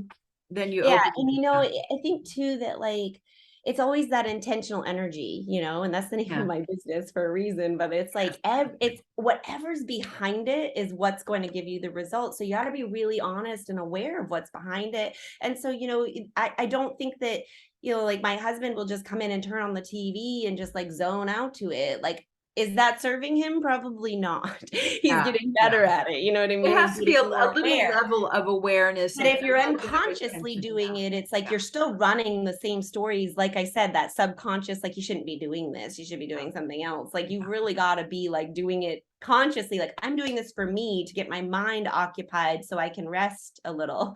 And Yeah, that's when and it's just not to, magic. and also not to feel guilty. I mean, it is, look, food and entertainment are the two things that we can have here on this planet that we can't get when we, leave Yeah. physical body. So Yeah. Well, exactly. And that just goes into that self-honoring and learning to yeah, lead yourself to what next for me? What would fill me up now? And trusting that what's best for me is always what's best for all. It always is, no matter how yeah, icky it is, and you don't want to have the conversation and you don't want to take the time for yourself because everything's gonna fall apart and everyone's gonna be mad at you. When you really state your needs, like to your family, like, hey, I yeah, really need this time, they're going to rise up like they do. And if they don't, that's a really strong indication that you might not be around the right people, yeah, because no matter how messily you express your boundaries, it's always worth it. yeah, yeah, It's yeah, always worth it to support yourself in what's best for you. And yeah, that leads to the magic every time, and the connection to God, you know. absolutely. I don't know where to go next. I'm going to let you. Where do you want to go next? What anything? Well, one of your questions that I really loved, I don't know if you guys know this, but Kat is really beautifully helpful in the beginning of like, hey, here are some of the questions I might ask, which is so good because I was like, I have no idea. I forget them when I get here. And I'm she was so like, it's nervous. just for inspiration, like it's not homework. But I was like, ooh, I'm like one of those people that likes to do things like research and whatever. So anyway, I was like, these are like the best journal prompts ever. So it was very fulfilling for me to fill out. Okay. But one of them was, what is your greatest asset, gift, or offering? And I've been contemplating on that a lot because I have a business. It's a spiritual coaching business. And I really like to spread this information and my activation from my energy of what the wisdom I carry through these stories. Like, so I hope that that's happening here. It usually does. So I'm going to imagine that it Yeah. is. But my greatest gift and offering is the power of my vibration. And I know, like, it's not like vibration, like you said, like, let's clarify, because the only reason that my vibration is so high, and when I talk about vibration, everything in the world is made of vibration at its very, like, even the chair I'm sitting on to some level. And those lower, denser emotions are lower on the scale, meaning they're slower moving, so they Yeah. don't move out as fast without that intention, right? But the higher energies like joy and peace and love, those are fast moving energies, high frequency, right? So the wave pattern is very quick. Faster. Yeah. So when we experience something good, like that blissful moment I connected to God, or the blissful moment with Netflix, it's like or an orgasm, right? Like it's like Yeah. but then it's gone. We don't maintain it. We don't stay in that high energy Right. because it's not comfortable for our bodies. Our bodies aren't used to it, and we don't have enough space for light to come in and maintain it, right? So as Correct. we do the spiritual healings and leading ourselves, we automatically are letting more of God's light in, more of our higher self is like merging with us. And as that happens, our frequency can hold those higher vibrations for longer. And so because I'm at a higher vibration, when I say that, it just means that the majority of my days, I'm in peace, I'm in Yes. joy, I'm Yes. in acceptance. I very rarely am dipping down into those lower ones. And when I do, I'm not making it a big deal and keeping myself contracted down there. I'm allowing myself to be shitty and have a bad day, and go to bed You're or whatever more in it the is. flow. You're in the flow I'm of listening to life. that Yeah. need, so I Yeah. come out quickly, right? And so that's the power, because what I don't think, and I think a lot of us learn this in the beginning of our spiritual journey somewhere, somehow, because I've heard it reflected to other people that they know this too, and then we forget the power of our vibration is everything. I don't need to do anything. I don't need to be a healer. I don't need to show up. I don't need to talk to anyone. I don't need to do anything. If I'm living at this level of frequency, it is rippling out into this universe Yeah. at a level that our human minds cannot comprehend. It is doing so much good, Yeah. just that I'm being selfish and giving myself what I need and then emanating that out through my vibration with, in unison with source. So I have that connection to Yeah. all, right? Yeah. And so that's the power and the beauty. And like, there's other things like, but it all comes from that. Like all of my fun things and coaching and knowledge and teaching and even my art comes from my connection to that higher self, my willingness to connect into what's real and authentic. Yeah. And even if my mind is like, that's ugly and not good enough, to just show it anyway and allow my magic into the world and then have it reflected back to me from complete strangers that it's amazing. Yeah. And to have, and then to allow that to fill me up even more. And so it's this give and take, give and receive of love, of appreciation, of magic, you know what I mean? And it I keeps know. you up. And as I'm looking at you and I'm just feeling your light, I mean, I'm literally seeing a sparkler or a flame. Yes, I love Because that. I feel your that. light just expands out. It's And so it's just, beautiful. And it's owning it that yeah, allows it to do that, and and allowing it. and every soul's of course every soul's path is unique, and I would say, your path here is to hold and to stay in those high vibrational, joyous, loving states. But I don't want people to think That's not all there is, that right? because I know that my journey, while I'm well aware that I am at high frequency, high consciousness level. I do not rest in joy. I have a different flavor or Yeah, perfume of yeah. essence that I hold, but I do go into the dark and I feel around in there because that's part of my journey. I hold the darkness because I need to understand it in order to do whatever I do with people or talk with people.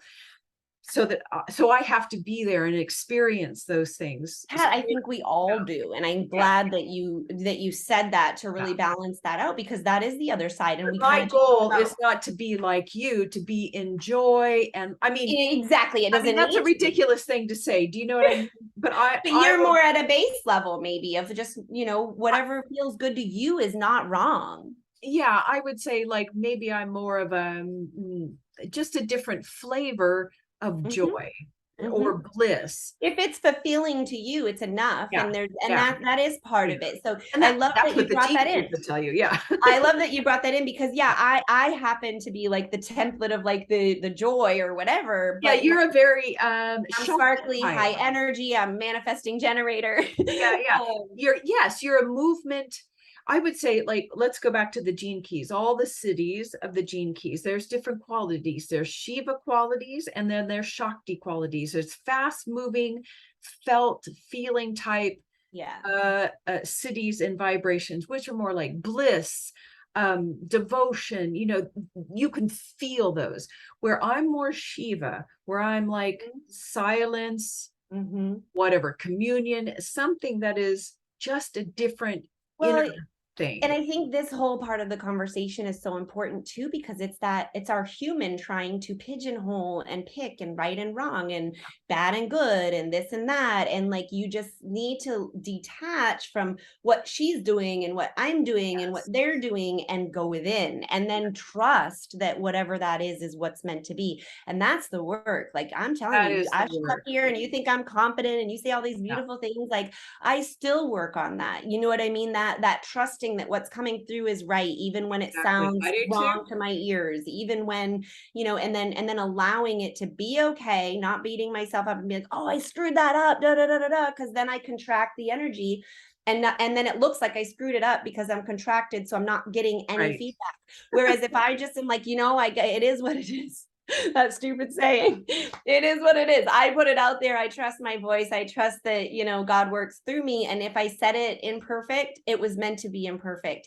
And when I do that and I stay open and I know everything's okay and I know that I'm worthy and enough, it's like exponentially reflected back to me. Yeah. And just it makes me glow. And then it's like, and that is, I'm so glad you said that. I will say this, I'm confirming what you're saying in a different way, that when we say it is what it is, and we have a bit of we have remorse. We go, oh, okay, yeah, I recognize I may have stumbled there, which ignites humility in us, and also the humility to say it is what it is, and that it is what it is a way of saying I'm giving it to my invisible helpers. I still accept myself. Yeah, and when there's humility and sincerity with responsibility, whatever wrong action was taken is immediately corrected.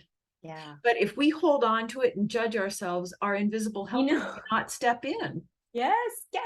So, and that's like, we get all messed up again from the religious programming. That's what like sinning and repenting and like all of that stuff is about. It's just words to call in the energy. It's just ways to clear it on a level that's been like, if we have sin energy, like I didn't even believe in sin, and I clear sinful energy, but it's because it was trapped by people who believed in sin and then passed down to us. And so we've got to meet it where it's at to clear it. So it's just, God, I don't even know how I got off on that tangent. No, it's good. I want to just for clarification for the people out there.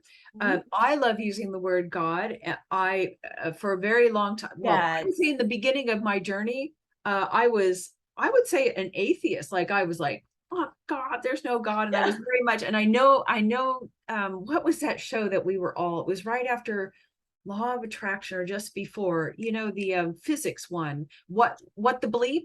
What the bleep do we know or something? Yeah. And I was all about kind of like the physics of stuff. And I was about that too. And just speaking about God or any religion would make me physically ill. But going and then never using the word God. And now God is my word. But I want you to define God, what God means to you. Yeah, that's a beautiful clarification to make. And I feel very similar to you because I went through a phase like there is no God. And then my girlfriend and I would talk about like, what do you really think? And we kind of really thought through my 20s and then like through my 30s that I believed there was an energy. I knew we were connected. I knew like we were all one.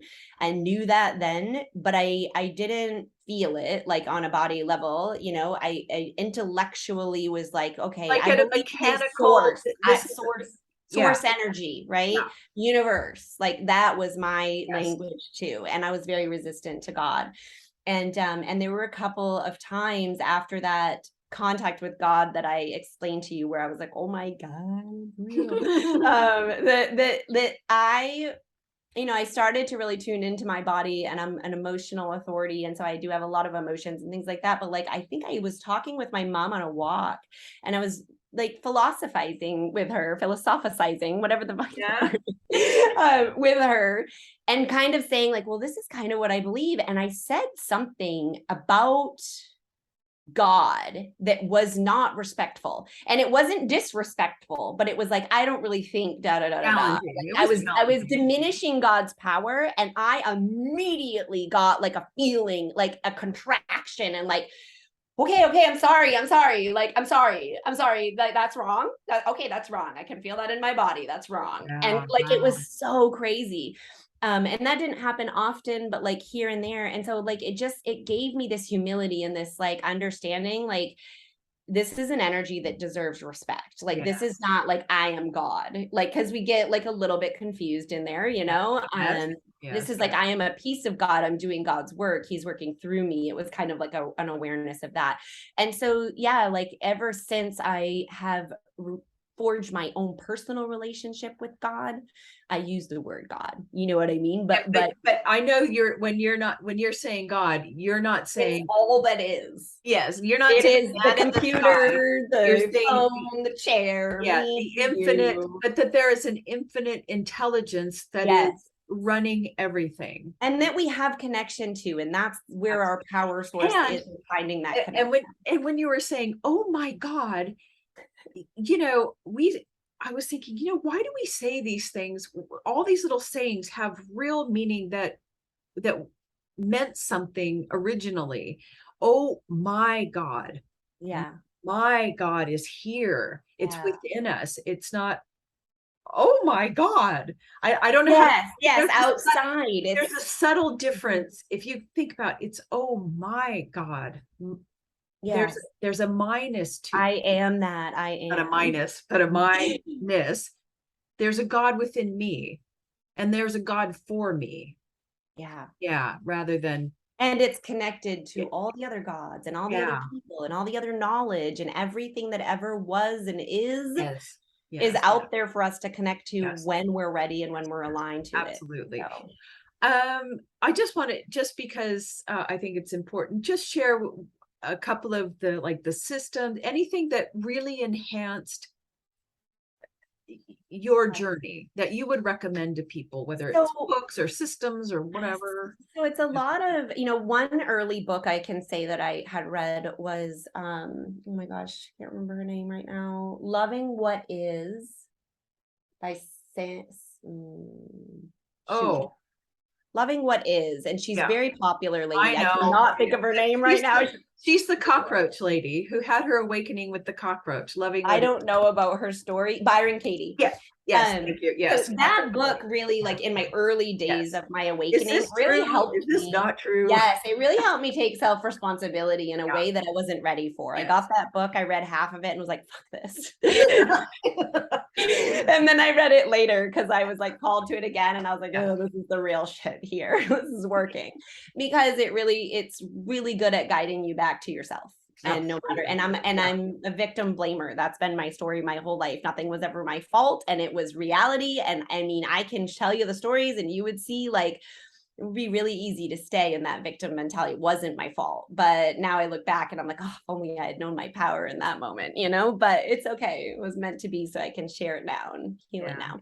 That's But yeah, so that was a good one in the beginning, but really like, the energy work has really been what's changed everything because we are so tense and so bunged up and we have no conscious awareness of what it even feels like to be relaxed because we've been contracted our whole lives in protection of ourselves from the environment in our homes and in school and in the world and just everywhere. And it's so deep, this clenching, that that we need some assistance. We do. yes. And so there have been many tools, and I started with that what really got me into it was emotion code, and you use muscle testing and you find one emotion at a time and you use like a refrigerator magnet over your Yes, head. I did that. Totally works. Totally works. It was my I first. did I was that. like, holy I shit, know. this is Me too. I would working. sit every night with I have a huge magnet like this. Oh, I got it Oh right my God. to show you.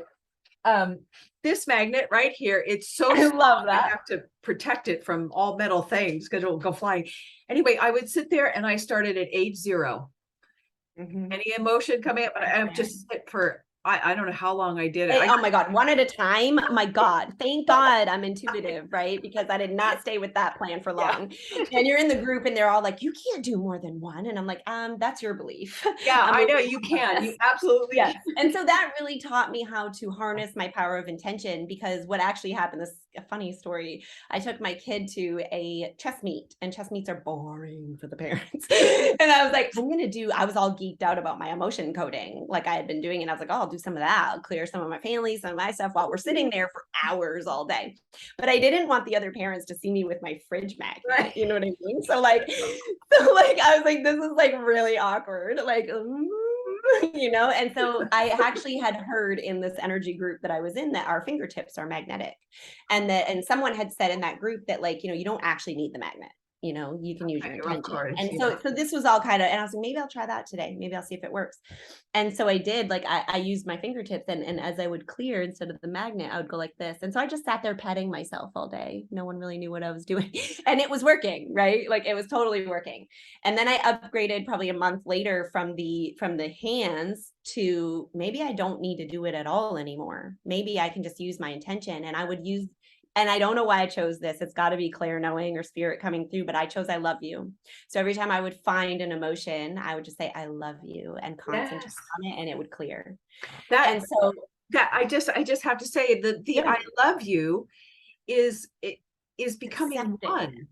it's accepted and it's becoming one with it. You take it all A in. powerful That's vibrational beautiful. frequency Yeah, when you that's mean it, perfect. when you send it from your heart. And when you And say I love you, it's like you're wrapping around it and embracing it. And that's yeah, exact that's and that's what allows it to alchemize and transmute and fill with light perfect. and not be so dense in your Perfect.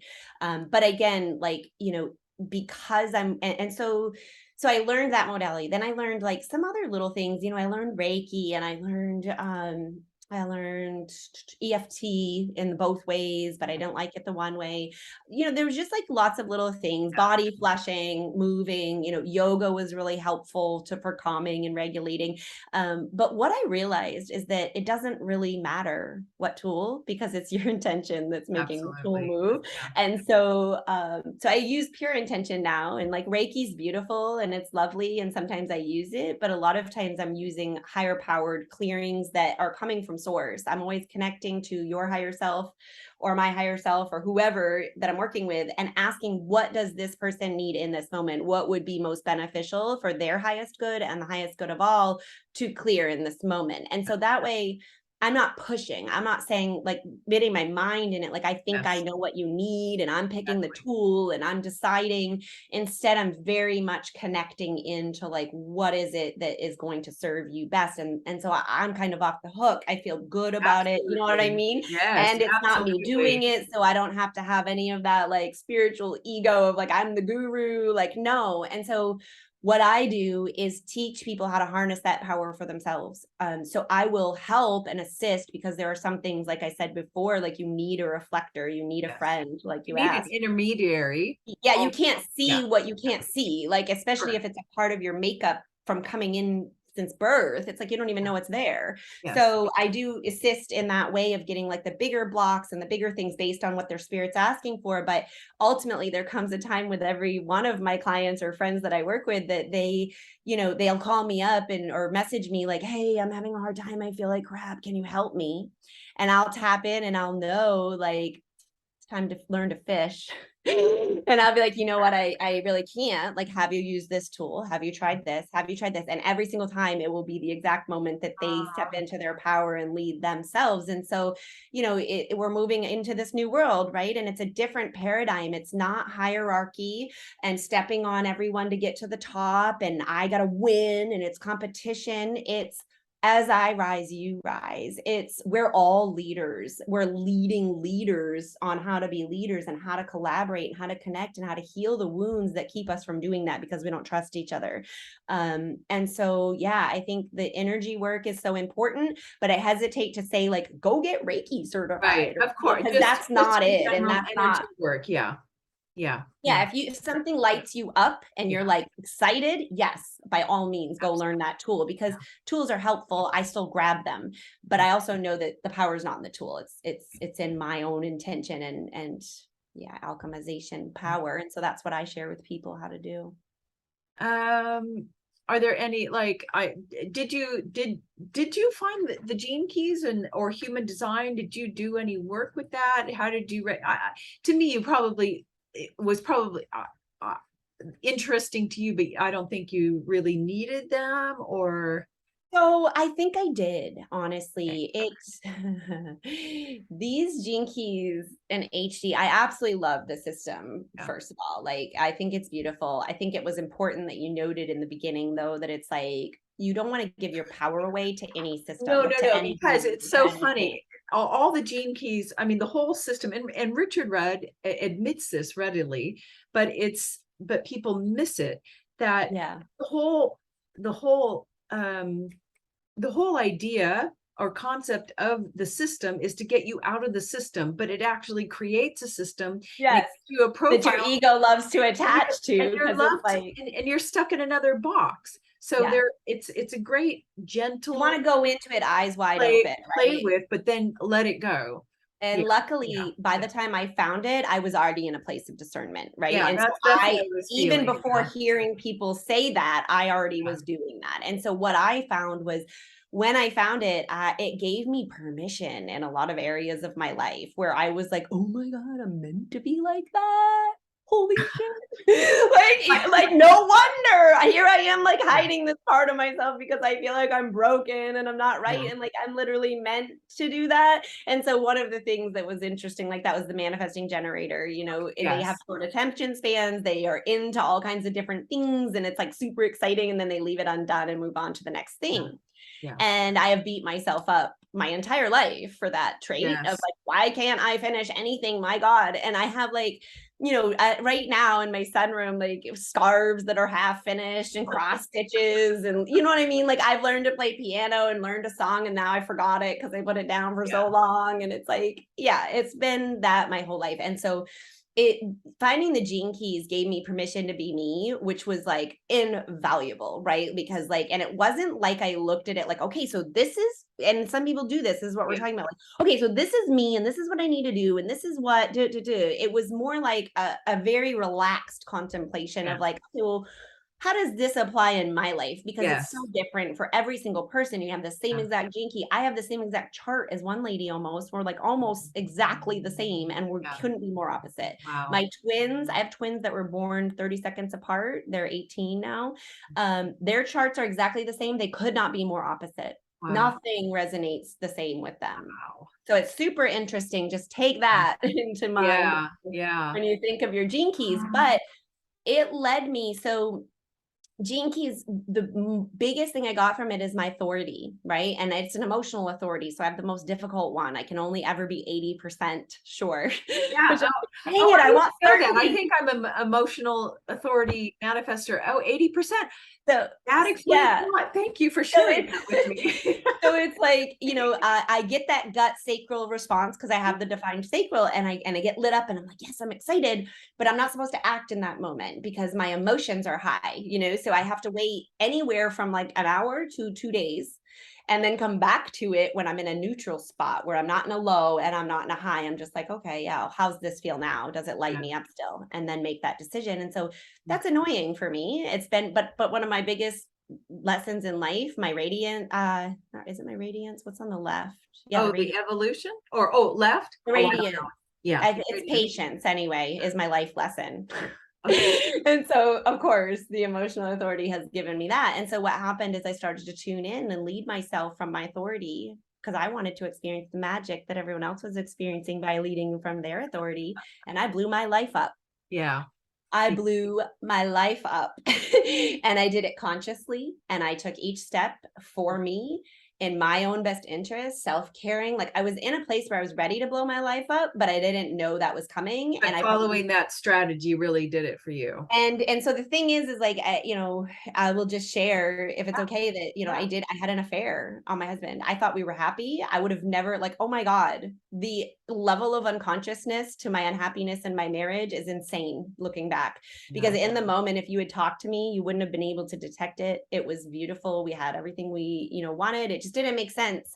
And so following my authority led me astray. And as it was leading me astray, I was like, questioning it, like, this isn't me. I would never do this. My head, my ego was judging it, was saying, don't. And I was like, but my body, I'm listening to my body, and I did it. And I blew up my marriage. And I thought it was because I wasn't supposed to be in it, because I realized through what was happening, leading myself, how closed off my heart had been, how I didn't have, and like, I was literally being mentally abused, and it wasn't his fault. It was my own patterns that he was acting out, right, from old abusive relationships.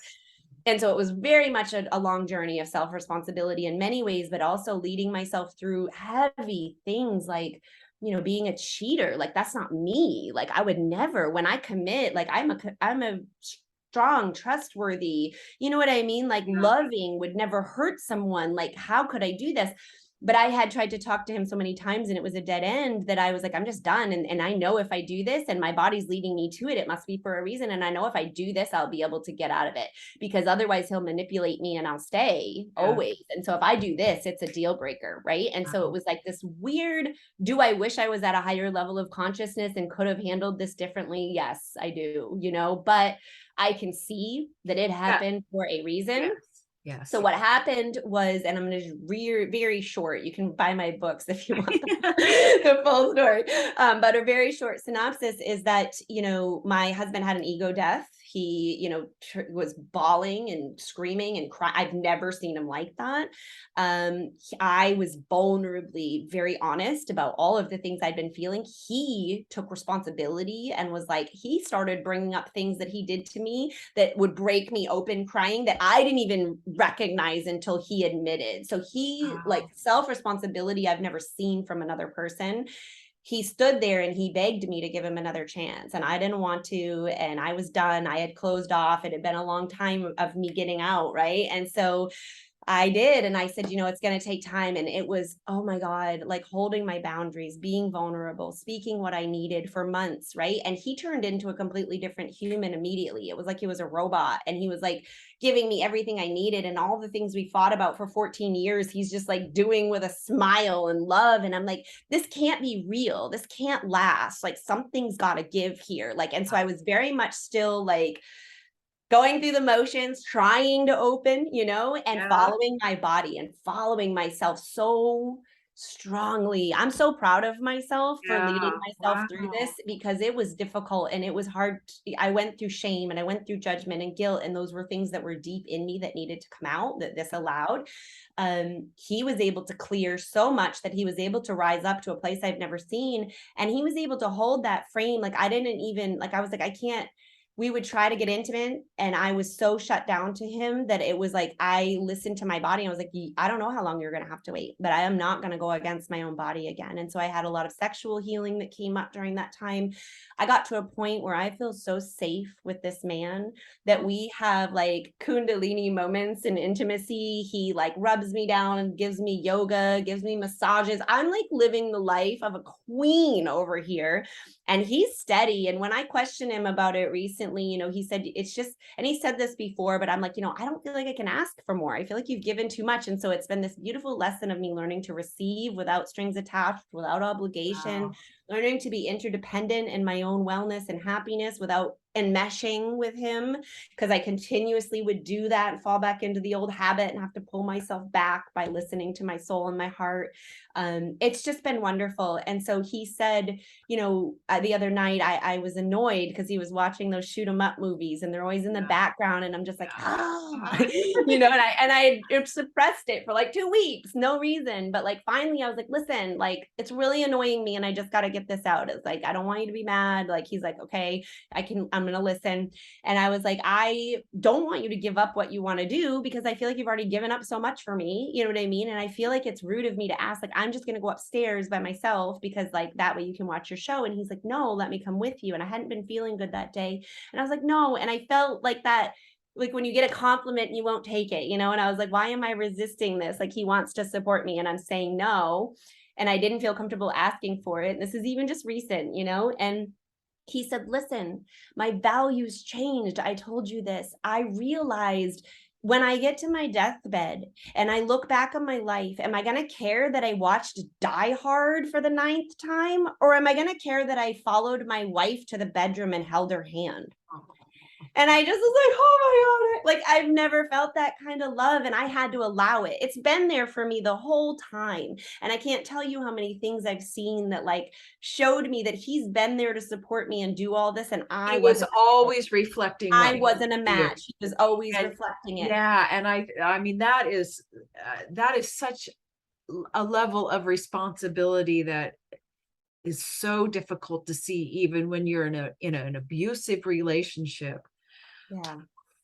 It was big. It was big. And Yeah. there's so much that goes into that story. Like, read the book, people, when it comes out, because it is entertaining what happened. Like, it was like, whew, undeniably supposed to happen. I had a soul contract with that man, like, but it was just it was like a serving each other and it's over. It couldn't have been more perfectly orchestrated. And that's why you cannot judge the action if you are being called. I mean, but we can't use this as an excuse, but I know. you're called to do something that in the eyes of the collective is seen as wrong. So wrong. So wrong.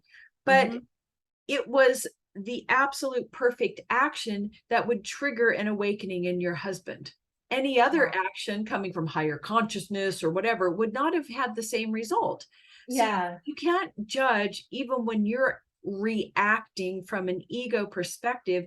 It may be just what the other person needed for their journey, whether it's a stranger, your neighbor, Right. your Like we have family, to be willing to hurt someone else if it feels aligned. And that's a hard or if it thing. just happens because Yeah. they're drawing it out in you. If it's And he coming has out of major you, abandonment wounds that he yeah, wouldn't even admit to. Like every time I try to talk before, he there would you just, go. I don't have that. I don't have that. I don't have that. Like, well, your dad has never been in your life. Until he So you do. experienced it. You know, and then Yeah. it was like it was almost like he made me abandon him. You know Yes. what I mean? But then also I have Exactly. abandonment issues. So come to find out later on, I realized I was trying to abandon him before he abandoned me, and I was trying to abandon my responsibilities, and you know what I mean? So Oh, and that's the beautiful thing about relationships, and what I really appreciate from the Gene Key 59, is that have that. you know what I'm going to say, the chemistry that we feel between people has nothing to do with love and similarities. It's the similar fears that bring us together. Transparency of showing your real self so Yeah, that but they it's can the meet you at that underlying level. unconscious fears that are drawing us together so that Mhm. we could hopefully yeah, so you two Yeah, and little puppies had to come together. we were living in dishonesty for Yeah. so long and didn't even know that we were. Do you Yeah. know what I mean? And Yes. so yeah, now we're in this, and it's been hard because, like, as I spiritually grow, like you guys, we were talking about like the people who've gone to India and they look all crazy and whatever. And it's like, I have some of those traits now. And I'm like, who am I?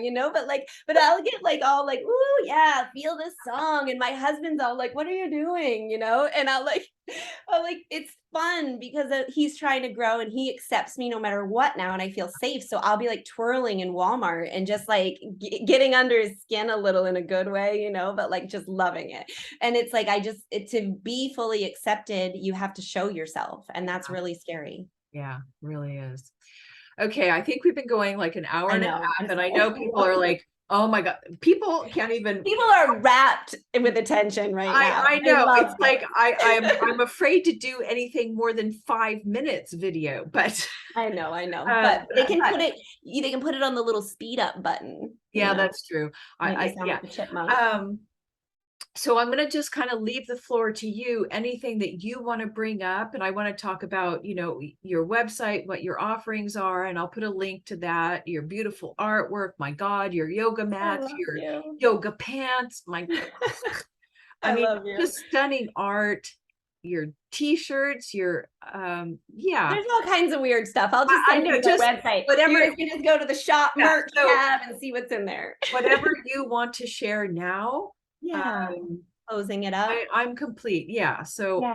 yeah. So the only other things, just like in my preparation with your questions, some things that Yeah. It's like, what is your stated, life motto, like or my things like greatest gifts and that? offerings still, Yeah. even going off that, is this Yes. grace that I can hold for people Yes. I can because of what attest I've to been that. through, because I'm Yeah. shameless, because I've healed it. You know what I mean? Then I can hold you in your shame and Yeah. guilt and story, and and help you unwind that. And so I think that's a really valuable thing.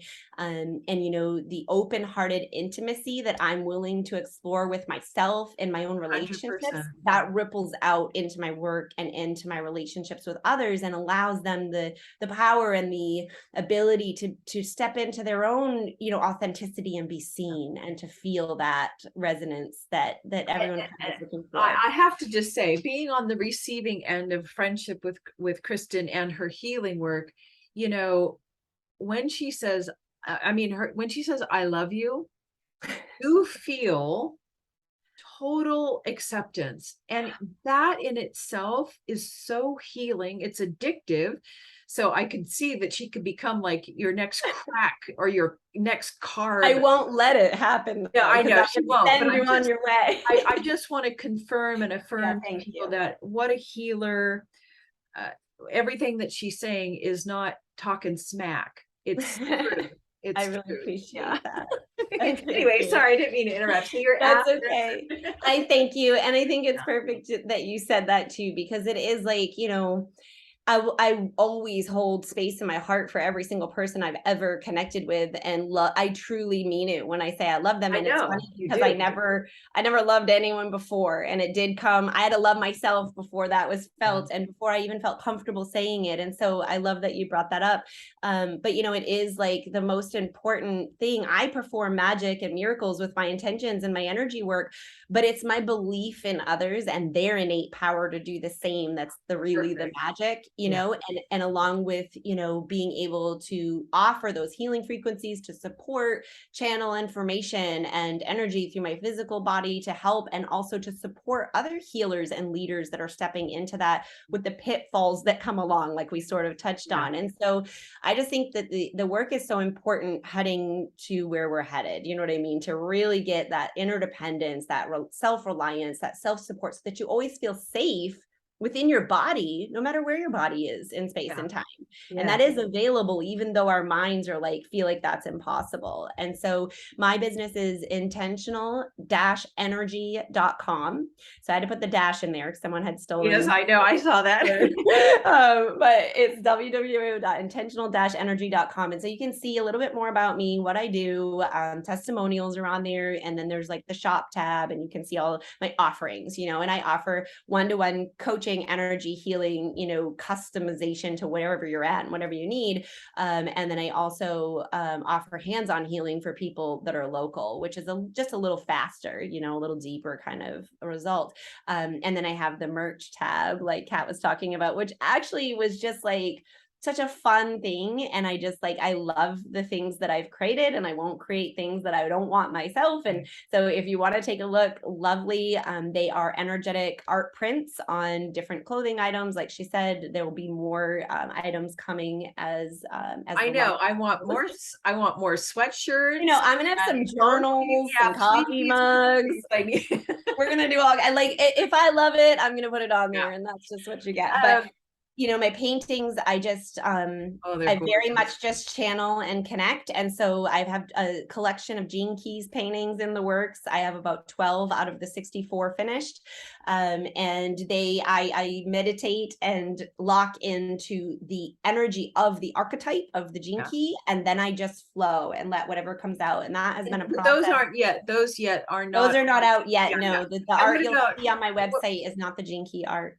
and what about the cards? That's it. That's The in. cards are coming. Yes, Okay. actually. So the you're talking about with the Gene Keys or the other There cards, was my a deck of cards. cards So that you were it's doing funny you artwork mentioned with. this because we sort of touched on this. You asked me if I've had any weird experiences. I told you some. Oh yeah, One yeah. that came in later was working with the Syrian Collective, which was something where I was like, Oh, I like just. at this point, my mind has opened enough that I'm accepting, right? And I can discern whether it's a good energy or a Yeah. bad energy and all this stuff. And so these are basically just guides from, other solar systems, so to speak, right? And whether they actually are from another planet or look like I envision them to look, I feel that they do, but it's up for interpretation. Point being that the energy frequency that they connect me with is very, very powerful and healing. And that's been proven in my work. Oh, So I can feel it. Ooh. yeah. So what we did, it's so interesting. And this is funny. I don't want to go too long. Can I tell one more story or should Yes, I? yes, yes. No, Okay. So this there is is. about that self-trust. Yes, Go ahead. I What was were you going to going to say say? I just want to say there is a pause button and people can come back to the interview. That's right. It's like not That's right. all or nothing. You don't have to sit here. So I know it's like, I told you, I have a hard time being succinct. I'm doing my best. But so, that self-trust, I had gotten to this place where I trusted myself. I'm discerning, I'm trusting my intuition. I'm seeing the magic in my life unfold from leading myself. And I know that I'm supposed to work with Syrian Collective for something. I continue to get like messages and intuitive nudges and whatever, that there's like work for me to do where I can kind of be the crossover from that energy for other people. And I don't really know what it is. And I meet this friend that seemingly is unrelated. She's like this woman who shows up so beautiful online, and I think I'm not even worthy of being her friend. And she's in my inbox every day, and I'm like, I think she's trying to be my friend. Does she actually like me? And so we're just all human, you know what I mean? And so I'm like, I really love her. So, and I'm an open book, and she can feel my heart. Like I'm not as healed back then as I am now, but enough that she was like, she felt safe with me and she hadn't before. And so we drummed up this beautiful friendship, still very early in the friendship. We had been talking about oracle cards, and she went to the bookstore and she called me later and said, I need to talk to you about something weird, and I'm kind of trepidatious about it, but I'm just going to trust it. Are you open? And I said, of course. And she said, I was in the bookstore today, and she said, and I didn't tell you this, she said, but I've had these symbols coming through my channel, like from the Syrian. No, she didn't even say the Syrians. I had these symbols coming through my channel, like clairvoyantly. I'll see the symbol and it feels really powerful. And I got my daughter's paints out and painted the symbol, and then a word will come and it's a frequency. And she's like, and I know I'm supposed to do something. She said, I was a crazy woman in my room and I had papers everywhere. And she's like, my husband was like, what is going on? And she's like, I don't know. These were coming through and I just got to write them down. And I'm like, wow, this is amazing. Like, you're crazy amazing, right? And then she goes, and I was in the bookstore today and I was looking at some oracle cards, and all of a sudden I thought about the symbols, and I had an idea that maybe I needed to make an oracle deck, and immediately your name came to mind, and I knew I needed to call you. And she said, it's, the weird thing is, it's like these galactic beings, the Syrians. And I was like, oh my God, I'm supposed to work with the Syrians. And she was like, no. And I was like, yes. And so it was just this, like, if you trust yourself to say the weird stuff, when it comes up, it's like, it's always a match. And I've seen that happen with Jesus, with God, with anything that's a squirrely topic. If I feel like saying it, it's a match, and it's exactly what they needed to hear. So I'm like, oh my God. And she's like, well, how could we collaborate? You're a photographer. Maybe you could take pictures of like woods and, whatever, nature. And I was like, I don't like nature photography. I take pictures of humans. So I'm very resistant, right? And so we were like, well, let's just think about it. See if anything comes up. We'll talk in a week. We talk again, and I've been getting the intuitive hit, paint. And I'm like, I've been starting to paint, but I'm in a block and I'm not painting. And all of a sudden she goes, well, I don't know. She's like, I need to go get some more paints because there's more symbols coming through. And I don't know why I need to paint them, but I keep getting called to paint them and I'm out of paint. So I got to go get some. And I was like, oh my God, all of a sudden I had the clair knowing I'm supposed to paint for the cards. And she was like, oh, you can paint? So then I send her my art, and I'm like, I hate it, right? Like, I'm like self-critical. I think it's awful. It takes me 2 weeks to even send her the art. Then she looks at it and she can't stop. She's gushing for a week. She called me every day and left a message like, I am looking at that art again, and I can't believe you did this. You did this. And so it was this beautiful, like, I needed that in order to blossom that talent, right? And we needed to support each other because she was scared to say anything galactic. And I'm like, I don't care. Hey, we're doing the Syrian activations, And so we very much have this beautiful partnership with that. And the paintings are done. They're beautiful. Everyone who looks at them, they're so powerful. They are. I have seen, yes. With the energetic art, and they will be coming out. So if you want to follow me on social media, you'll see where that comes, but they're in copyright right now. Oh, okay. Yeah, they are. When you look at the ones that resonate something in you, they are so extremely powerful. And I'm not usually one for symbols or cards, but it's a frequency there. activation, and it's almost like what happens in those, like what I envision, and maybe you don't believe this, I don't know, let me know, but like when you intend to connect to a being or a helper or God or an angel, it's like, then it's done.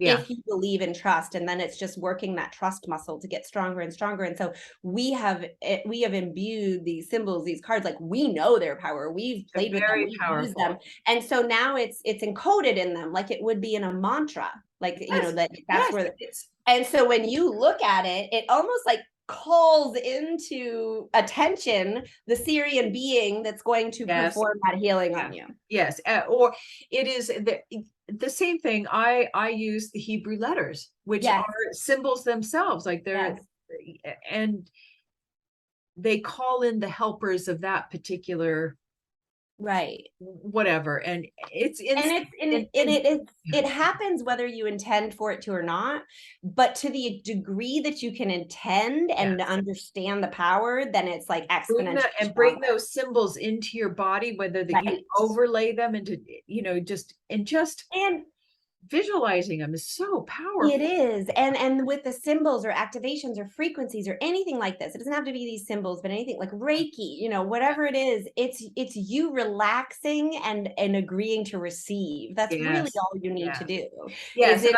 intend and relax and allow. And it's so foreign to us because we're it like, is so foreign. make it happen. And let me just say that we've touched on the fact that we have to say the law of yes and no, that we have to say no to those things, but we also have to let our invisible helpers, the Davids, the angels, they're all whatever you want to call them. Yeah. Yes, we have to tell them, yes, It's I'm okay. Come willing in. to, I want support. I want support. I am willing to receive, because we are so programmed with self-doubt and low self-esteem that if we don't sometimes say, yes, I'm willing to put my own self-esteem and self-doubt aside, I want to receive. Yeah. Then they And don't I want to cross the line of your own self-doubt because it's a lesson. Yes. Yes. Yeah. And I would say too that actually that just left my head. I don't think I was meant to say it. It's So we're gonna leave it. I don't know what I can't even like it it just may like come back. It may come back. yeah, Sorry, I that's didn't mean to I interrupt trust it. you. It's fine. But But what we're yeah, I feel like it's pretty complete. Like we've gone over a lot. I know I've kept yeah. you No, it's good. my I'm point. like, oh, these viewers are gonna watch. They'll stop it.